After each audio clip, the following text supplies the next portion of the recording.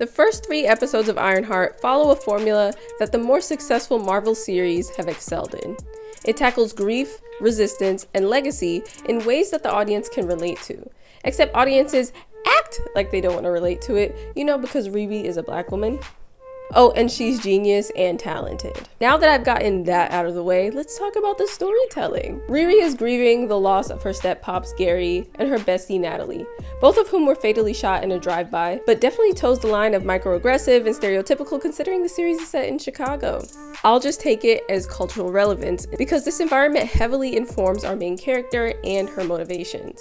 And financial hardship is a top one for her. She may have been granted a full ride at MIT for being a prodigy, but that doesn't mean she's privileged outside of that specific opportunity, and expelled for running a business of rich kids paying her to do their homework. But where else is she gonna get the money for the materials to grow her genius? This of course leads Riri to do things underhanded, by joining Hood's gang to steal from the rich. Now what Parker has to live with in exchange for the power of the Hood, I have no idea. It seems like he's either slowly dying while believing the power for the Hood is keeping him alive, or the demonic spirit is slowly overtaking him, in which case it's low-key the same thing. The gang of sketchy Gen Z vigilantes are doing exactly what is needed for a revolution. Bro.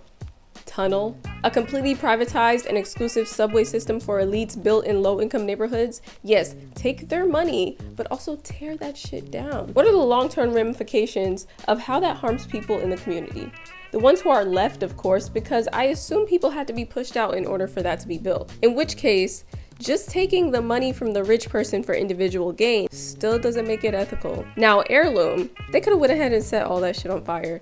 I could be wrong, but it seemed like it was purely GMO. If I had seen Hunter eat something that they grew at Heirloom, maybe I'd think differently. Maybe then I'd feel like they would need to redistribute the product to food deserts. But to me, it's just like any other tech bro, Silicon Valley, silver platter type business. Its aim was to basically take out the competition and monopolize food grown by genetically engineering old seeds to make them new. I'm not against synthetic alternatives if it has a greater net positive, i.e. the reworking of the heart-shaped herb to what Shuri made in Wakanda Forever. I like how Ironheart deals with grief. Literally Riri's brain figuring out a cathartic way to cope with the passing of a loved one. Unfortunately, it's through AI, but okay. It's acceptable because it serves as a tool for healing in the storytelling, as well as a practical tool, just how the other heroes in the universe have used it.